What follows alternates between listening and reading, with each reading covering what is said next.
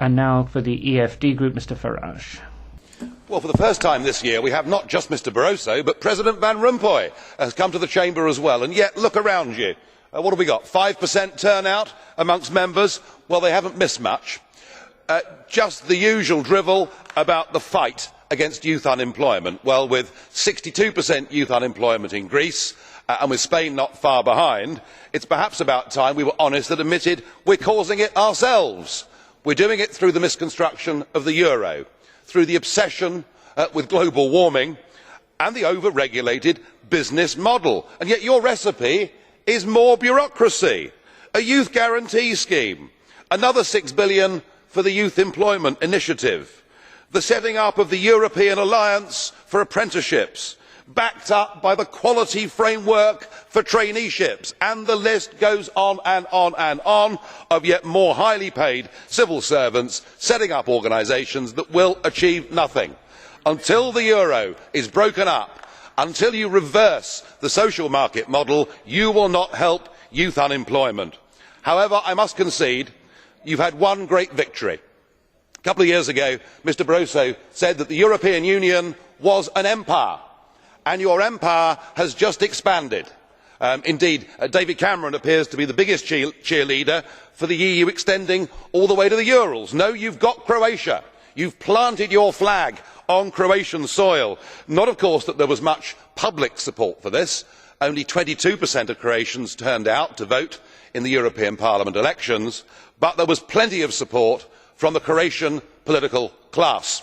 Oh yes, in fact the Prime Minister that negotiated entry, Mr Sanader, who of course was jailed for 10 years last year for selling national assets, well, he has been backed up by the whole of Croatia. They have sold out their country.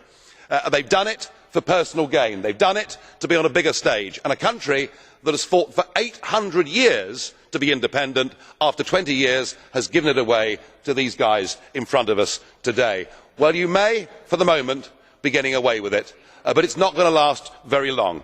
There is a gathering electoral storm. It is coming on the left, on the centre and on the right. You can hardly fail to notice what has happened in big countries like France, like Italy, what is happening in Finland, what is happening in the Netherlands, and indeed even what is happening in Britain. And I think the European elections next year present the opportunity for us to show you, Mr Barroso, that the European project is reversible, and it needs to be reversed for the betterment of the peoples of Europe.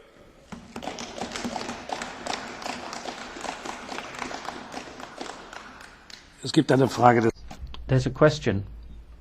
Mr DAUL has a question for you, Mr Farage.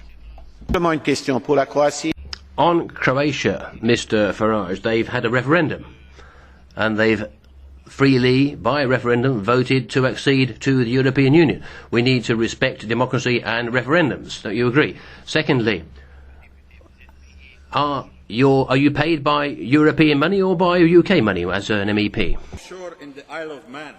Well, there was a referendum in theory. You'll notice that less than 50% of people turned out to vote. You'll notice that millions of euros from the European institutions were poured for many years into Croatia. You'll notice there was something called pre-accession aid, we could call it bribery if you like, that was poured into Croatia, and there was a prize. We offered a prize for the first Eurosceptic article to appear in a Croatian newspaper, and in the 3 years leading up to the referendum we did not have to give away any money. And that is the point. It is a one-sided political debate, and it is all about the power of Brussels and the greed and vanity of politicians in member states. And yes, I am paid by the European Parliament, because what I am doing, just as the Scottish National Party do, just as the Irish nationalists in the 19th century did, is we are using this money to expose the waste, the fraud, the extent to which our countries are now governed by these chambers. And the sooner I get the opportunity, sir,